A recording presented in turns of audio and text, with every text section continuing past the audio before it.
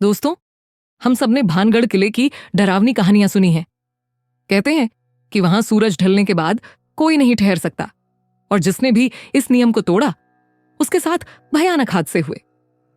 आज हम आपको 4 दोस्तों की ऐसी ही एक सच्ची घटना पर आधारित कहानी सुनाने जा रहे हैं। ये कहानी सिर्फ भानगढ़ तक सीमित नहीं रही, बल्कि उनके शहर लौटने के बाद भी उनका पीछा करती रही। पहला भाग, भानगढ़ की यात्रा। दिल्ली में एक मल्टीनेशनल कंपनी में काम करने वाले 4 दोस्त राहुल, निशांत, प्रिया और सिम्मी काफी समय से किसी ट्रिप पर जाने का प्लान बना रहे थे। आखिरकार उन्होंने एक रोमांचक जगह चुनी, राजस्थान का कुख्यात भानगढ़ किला।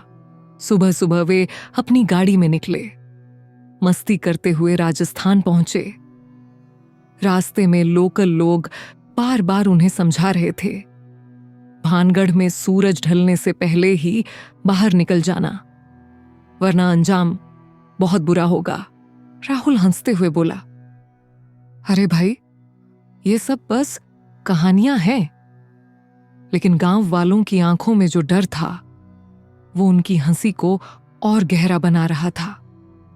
दूसरा भाग, भानगढ़ के अंदर।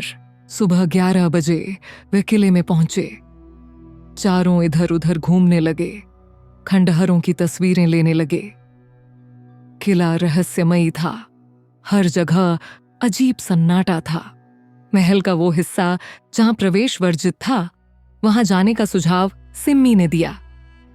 गाइड ने रोकने की बहुत कोशिश की। मैडम, उधर जाना मना है, वहां बहुत बुरा साया है। लेकिन सिम्मी और प्रिया ने उसकी बात अनसुनी कर दी और अंदर चली गईं।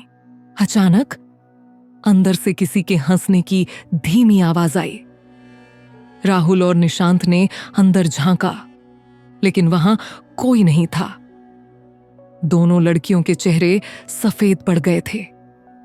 वे बिना कुछ कहे तेजी से बाहर आ गईं।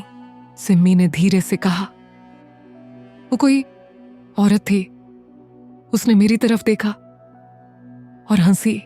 निशांत गुस्से में बोला, बकवास बंद करो, चलो यहां से। तीसरा भाग, शहर में डर की वापसी। दिल्ली लौटने के बाद जिंदगी पहले जैसी ही थी, या शायद नहीं। पहली अजीब घटना सिम्मी के साथ हुई। रात में जब वो अपने कमरे में थी, उसने शीशे में देखा कि उसके पीछे कोई खड़ा है। लेकिन जब उसने मुड़कर देखा, वहां कोई नहीं था। कुछ दिनों बाद प्रिया की गाड़ी अपने आप चालू हो गई। वो डर के मारे कांप गई। लेकिन जब उसने गाड़ी बंद करने की कोशिश की तो उसकी विंडो स्क्रीन पर एक सफेद साया झलक गया। वही औरत। राहुल और निशांत ने भी ऑफिस में लिफ्ट में अजीब घटनाएं महसूस की। कभी कभी लिफ्ट खुद ब खुद 13वीं मंजिल पर रुक जाती, जबकि वहां कोई बटन दबाया ही नहीं गया था। चौथा भाग, अंतिम डरावनी रात। अब चारों पूरी तरह डर चुके थे। एक रात उन्होंने एक साथ बैठकर इस विषय में चर्चा करने का फैसला किया। हमें पूजा करवानी चाहिए, प्रिया कांपती आवाज में बोली। तभी लाइट्स बंद हो गईं। कमरे में सन्नाटा छा गया और फिर ठहाके गूंजे। वही हंसी जो उन्होंने भानगढ़ में सुनी थी। सिम्मी कांपते हुए बोली, वो यहां है। अचानक दरवाजा जोर से खुद ब खुद खुल गया। हवा का एक तेज झोंका आया और एक साया कमरे के अंदर घुस आया। उनकी सांसें रुक गईं। अगली सुबह राहुल, निशांत, प्रिया और सिम्मी अस्पताल के बिस्तर पर थे।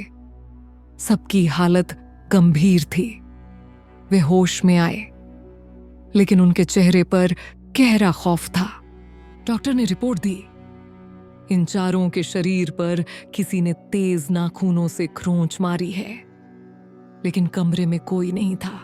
दोस्तों, यह कहानी हमें एक चीज सिखाती है, कुछ रहस्य सिर्फ रहस्य ही रहने चाहिए।